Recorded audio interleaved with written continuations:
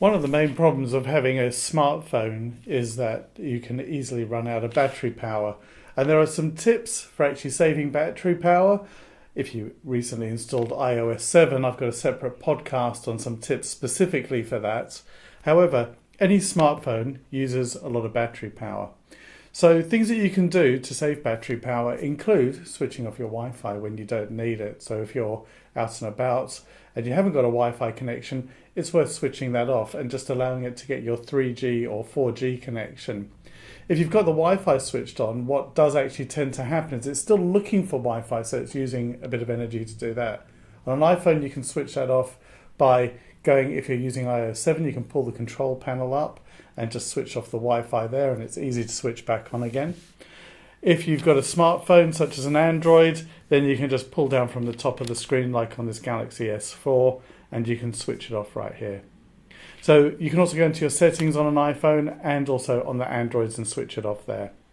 Other things you might want to switch off include GPS or even specific applications that are using GPS. So on an iPhone, in the settings and privacy, you can switch your location services off there. So worth doing in the same on an Android. So in this example here, you can put it down, just quickly switch off GPS. So they are two things that can make a big difference. Others include reducing the brightness on the screen can reduce the battery power as well. The other thing is you can charge these up at any time. They're lithium-ion batteries and don't have the same memory problems as others, such as remembering where you left off, where you charged, and you had to run them completely flat. Not the case with a lithium-ion battery, which is in pretty much all of these smartphones today. So all you have to do is basically charge it up any time. Maybe once a month, run it completely flat, but they're actually really, really useful to just keep it going.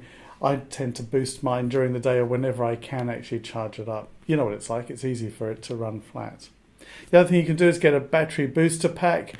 All sorts of companies make these. You can simply charge them up by plugging them into a USB socket on your computer or on an iPhone charger or battery chargers such as those that come with Galaxies and with Blackberries as well. And they simply connect up and give you enough power to sort of keep going for the rest of the day.